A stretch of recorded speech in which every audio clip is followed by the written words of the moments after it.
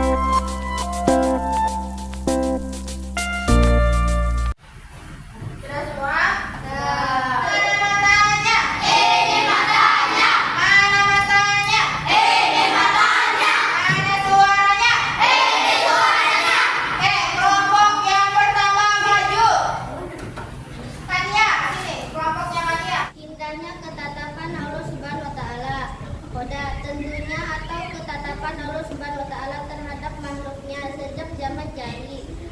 Qadar tentunya atau ketetapan Allah Subhanahu wa taala terhadap makhluknya yang sudah nyata. Qadar seringkali disebut dengan takdir. Takdir muhalak. Takdir yang sudah ditetapkan tapi biasanya sesuai kehendak Allah Subhanahu wa taala bergantung kepada sebabnya yang diusahakan oleh manusia. Takdir yang sudah ditulis dalam lauhul mahfuz, tidak ada pengurangan, penambahan atau pengubahan pada takdir ini. Indahnya ketetapan Allah Subhanahu wa taala pada ketentuan atau ketetapan Allah Subhanahu wa taala terhadap makhluknya sejak zaman azali. Pada ketentuan atau ketetapan Allah Subhanahu wa taala terhadap makhluknya yang sudah nyata terjadi. Ikhtiar berusaha dengan sungguh-sungguh. Oke. Indahnya ketetapan Allah Subhanahu wa taala. Takdir mubrah, takdir yang sudah ditulis dalam lauhul mahfuz. Tidak ada pengurangan, penambahan atau pengubahan pada takdir ini. Oke, duduk ya Pak. Tepuk tangan dong.